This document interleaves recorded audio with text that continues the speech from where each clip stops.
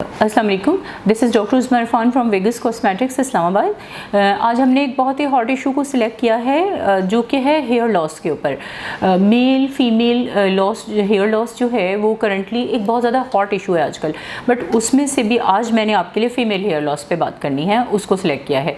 Female hair loss के जो reasons हैं, अ लॉट ऑफ रीज़न्स, इतने ज़्यादा कॉजेज़ हैं कि उसको एक वीडियो में कंपाइल करना इज़ वेरी डिफ़िकल्ट, लेकिन मैंने पूरी कोशिश की है कि मैं बहुत ज़्यादा इस इशू के ऊपर आपको गाइडलाइन दे दूं। अच्छा, अब फैमिली हिस्ट्री होती है फीमेल्स में भी, जिस तरह मेल्स में होती है इस तरह फीमेल्स में भी आप फैमिली हिस्ट्री भी कह सकते हैं बाल गिरने की। तो कुछ डोमिनेंट ट्रेट्स होते हैं और कुछ रेसेसिव ट्रेट्स होते हैं। अब मैंने आपकी आसानी के लिए और अपनी आसानी के लिए फीमेल हेयर लॉसेस को 4 ग्रुप्स में डिवाइड किया है। नंबर 1 मैं प्री प्यूबर्टल पे बात करूंगी, यानी कि जब बच्ची अभी यंग है, 13-14 साल 15 साल तक की है, तो उसके ऊपर बात कर लेंगे। फिर उसके बाद एक आ जाती है कि प्यूबर्टल स्टेज जिसे हम कहते हैं, फिर उसमें क्या चेंजेस होती हैं। इसके बाद फीमेल की चाइल्ड बियरिंग एज आ जाती है और आखिर में मेनोपॉजल एज आ जाती है। तो हर एज में डिफरेंट कॉजेज़ हैं और बहुत ज़्यादा कॉजेज़ हैं, बट हाँ, सम कॉजेज़ हर एज में बहुत ज़्यादा कॉमन हैं। तो अगर मैं प्री प्यूबर्टल की बात करूं तो यही बात है कि फिर वो बाय बर्थ ही शुरू हो जाता है। कुछ बच्चियों को बाय बर्थ फैमिली हिस्ट्री की तरफ से या मदर साइड की तरफ से थिन हेयर ही मिलते हैं, हेरिडिटी में होते हैं।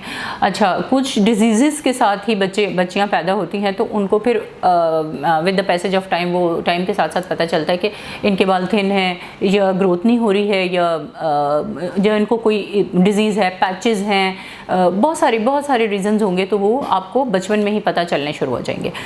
कुछ चीज़ें ऐसी होती हैं अगर बचपन में डॉक्टर के पास जाके एड्रेस कर ली जाएं, और अगर न्यूट्रिशनल डेफिशिएंसीज की वजह से हैं या कुछ भी हैं, तो वो उसी वक्त एड्रेस हो जाती हैं। अगर उन्हें एड्रेस कर लिया जाए फिर वो ट्रीट हो जाती हैं। लेकिन समटाइम्स ये होता है कि कुछ इनबॉर्न ऐसी डिजीज़ होती हैं या ऐसे रीज़न्स होते हैं बाल गिरने के या बाल ना होने के कि फिर हम वो ट्रीट कर नहीं सकते हैं। तो फिर उसके लिए वही जो आर्टिफिशियल चीज़ें हैं, जैसे कि विग वगैरह का इस्तेमाल है, या बचपन में कुछ गाइडलाइन दे दी जाती हैं, क्योंकि फिर ये सोशली जो है वो बहुत ही जो बच्ची होगी वो बहुत ज़्यादा शाय फील करेगी ऑब्वियसली, और आपको पता है कि उसके लिए बहुत ज़्यादा प्रॉब्लम्स होंगे। एनीवेज, कीप इन माइंड कि एक ये वाली स्टेज भी है जिसमें आपने डॉक्टर के पास जाना है। सेकेंड जो टाइप है वो फिर हमारी आ जाती है प्यूबर्टी पे। क्या होता है प्यूबर्टी पे? आपको पता है कि बॉडी में हार्मोनल चेंजेस होती हैं। अब हार्मोन जब चेंज होंगे, प्लस माइनस होंगे, तो बहुत सारी चीज़ें बच्चों में, इवन ये बच्चों की भी मैं बात कर लेती हूँ साथ में बॉयज़ की, कि उनकी बॉडी में बहुत ज़्यादा चेंजेस आ रही होती हैं। मूड फ्लक्चुएशन से लेकर ईच एंड एवरीथिंग उनका चेंज हो रहा होता है। तो उसमें एक ये वाली भी वजह आ जाती है कि उधर उस वक्त भी हेयर लॉस बहुत ज़्यादा हो रहा होता है, सम टाइम्स, फीमेल्स का भी और मेल्स का भी। इसके अलावा अगर मैं हार्मोन की बात करूं तो मेन हार्मोन थायराइड हार्मोन है, जो कि बहुत बड़ा कॉज है फीमेल में हेयर लॉस का। मेल में भी है, लेकिन फीमेल में बहुत बड़ा कॉज है थायराइड हार्मोन। अगर थायराइड हार्मोन, हाइपोथायरॉयडिज्म है, हाइपरथायरॉयडिज्म है, दोनों में बाल गिरेंगे बच्चियों के, तो ये वाली बात भी हो जाती है। इस एज में आयरन डेफिशिएंसी बहुत ज़्यादा होती है, फीमेल्स को बहुत ज़्यादा होती है, तो उसको बहुत ज़्यादा एड्रेस करने की ज़रूरत होती है कि ना सिर्फ ये कि सप्लीमेंटल आयरन हम प्यूबर्टल एज में बच्चियों को दें, बल्कि जिससे न्यूट्रिशन, जैसे आप डाइट्स के ज़रिए भी उसको मतलब आपको गाइड करना है, माओं को स्पेशली बच्चियों को, और माओं को देना भी है कि मीट बहुत ज़्यादा दे दें, वेजिटेबल्स बहुत ज़्यादा दे दें फ्रेश, बच्चियों को फ्रूट्स की आदत डालें, उनको ऐसी चीज़ें दें डॉक्टर से मशवरा करके जिसमें आयरन बहुत ज़्यादा होता है, क्योंकि ये एक वाहिद एज है जिसमें आयरन डेफिशिएंसी लाजमी होगी। और भी बहुत सारी न्यूट्रिशनल डेफिशिएंसीज हो सकती है, मगर आयरन डेफिशिएंसीज है। इसके बाद हार्मोनल चेंजेस में ही अगर हम बात करें तो हम फ़ौरन आगे जाते हैं और चाइल्ड बियरिंग एज को भी साथ में इंक्लूड करते हैं। अब चाइल्ड बियरिंग एज में क्या होगा? जाहिर है कि बच्ची है, उसकी शादी हो गई है, उसके बेबीज़ हो रहे हैं, अब उसको मज़ीद न्यूट्रिशनल डेफिशिएंसीज़ होंगी, उसको उन चीज़ों को भी कवर करना है, उसको फिर आयरन की डेफिशिएंसी होगी। आफ्टर डिलीवरी जब बहुत ज़्यादा ब्लड लॉस हो जाता है, तब भी बच्चियों को, जो कि ख़वातीन हैं, उनको आयरन लॉस हो गया है, अब उनको आयरन लॉस भी पूरा करना है, न्यूट्रिशनल डेफिशिएंसीज वगैरह करनी है, जिसमें बायोटीन बहुत इंपॉर्टेंट है, जिंक बहुत इंपॉर्टेंट है, और बहुत से स्लेनियम है। बालों के लिए जो चीज़ें चाहिए वो उनको इस एज में बहुत ज़्यादा चाहिए। फिर मदर ब्रेस्ट फीडिंग की एज आ जाती है, तो यही वाला वो दौर चल रहा होता है, तो इसमें ख़वातीन के बाल बहुत ज़्यादा गिर रहे होते हैं। उस वक्त फ़ीमेल को बच्चे के साथ साथ अपनी सेहत और अपनी डाइट का ख्याल रखने की और सप्लीमेंटल वाइटामिन्स एंड आयरन लेने की बहुत ज़्यादा ज़रूरत होती है। अच्छा, इधर भी हार्मोनल ऑल स्टेजेस में आप देखें कि हार्मोन्स बहुत ज़्यादा मैटर कर रहे हैं। अच्छा, अब चाइल्ड बियरिंग एज की मैं बात कर रही हूँ, तो अगर मैं ये कहूँ कि इनफर्टिलिटी की तरफ देखूँ तो फिर पॉलीसिस्टिक ओवरीज़ हैं। पॉलीसिस्टिक ओवरीज़ में ख़वातीन को इनफर्टिलिटी तो होती है, वो भी एक हार्मोनल प्रॉब्लम है जो कि बहुत बड़ा बिग इशू है।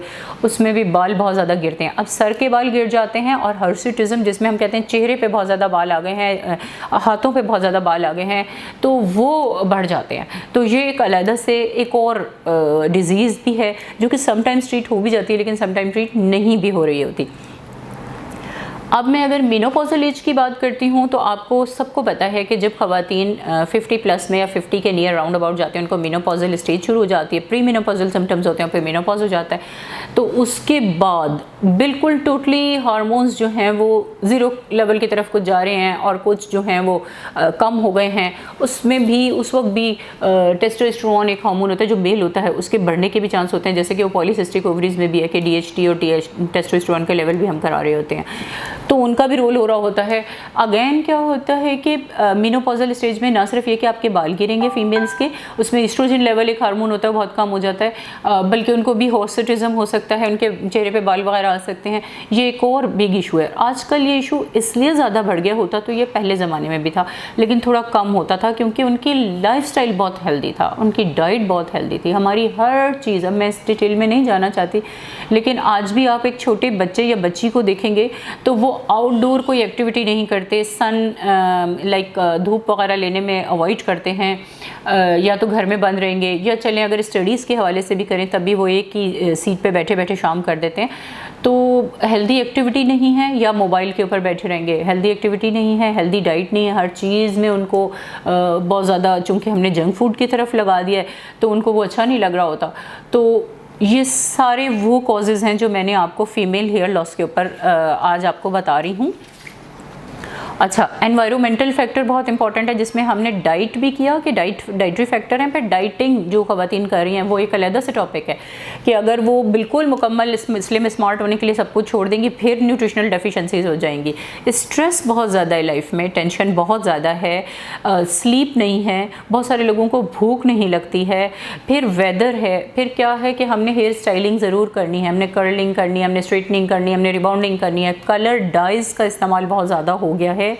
इसके अलावा शैम्पूज़, रंग बिरंगी शैम्पू मार्केट में मौजूद है, जो हमें मिलता है कंडीशनर शैम्पू हम अपने बालों में लगा लेते हैं, ऑयलिंग हम इतने ज़्यादा नहीं करते।